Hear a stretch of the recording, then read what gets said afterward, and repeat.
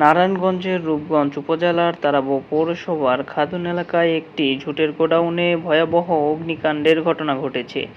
শনিবার রাতে আনুমানিক ৮টা ১৫ মিনিটে এ অগ্নিকাণ্ডের সূত্রপাত ঘটে। খবর পেয়ে দ্রুত ঘটনাস্থলে পৌঁছায় কাশপুর ফায়ার সার্ভিসের ২টি ইউনিট।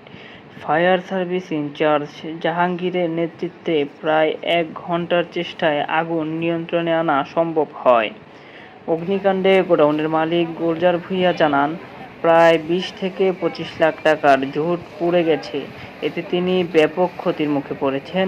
স্থানীয়রা জানান, সময়মতো ফায়ার সার্ভিস না আসলে আশপাশের অন্যান্য গোডাউনেও আগুন ছড়িয়ে পড়ার আশঙ্কা ছিল।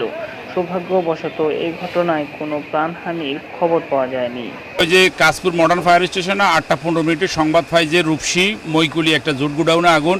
সঙ্গে সঙ্গে কাশপুর মডার্ন ফায়ার স্টেশন ২টা ইউনিট আমরা দ্রুত ঘটনাস্থলে এসেই আমরা ৪-৫টা লাইন খুলেই আমরা ১৫ থেকে ২০ মিনিটের মধ্যে আগুনটা নিয়ন্ত্রণে নিই। এখনও আগুনের ড্যাম্পিং ডাউন চলতেছে। অগ্নিকাণ্ডের কারণ এবং ক্ষয়ক্ষতির পরিমাণ আমরা আগুন নির্বাপন শেষে আমরা একটা তদন্ত করে বলতে পারবো যে কী ধরনের ক্ষয়ক্ষতি হলো এবং কারণটা কী। এই পর্যন্ত কোনো আহত বা নিহত হয় না। অল্প সময়ের মধ্যে আমরা দ্রুত আগুনটাকে নিয়ন্ত্রণ নিতে সক্ষম হই। ঝুটের আগুন তো ভিতরে থাকে, আমরা এটাকে সরাসরি কাজটা করতেছি যাতে পুনরায় আগুনটা না লাগে। প্রায় হয়তো আধা ঘন্টা ৪০ মিনিটের মতো সময় লাগতে পারে সম্পূর্ণ আগুন নির্বাপন। তা বলা যাচ্ছে না আর কি, কত এর মধ্যে মনে শেষ হয়ে যাবে। আমার নাম Mohammad Jahangir Alam, senior station officer in charge Kashpur bridge modern fire station. আমাদের ২টা ইউনিট আছে। এটা ধরে আমি 8টার সময় আর কি দোকানে আমি বসা ছিলাম। পরে এক লোক রাতের 8টায় আমি খবর পাচ্ছি আমার বাসা থেকে যে গোটানে আগুন লাগছে।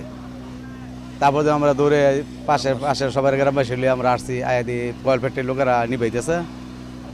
তাই সবাই মিললেন সহায়তা করার পর আমরা ফায়ার সার্ভিসে ফোন দিছে। পরে ফায়ার সার্ভিসে নির্মাণের ব্যবস্থা করতেছে আর কি। যে আগুন লাগছিল একবারে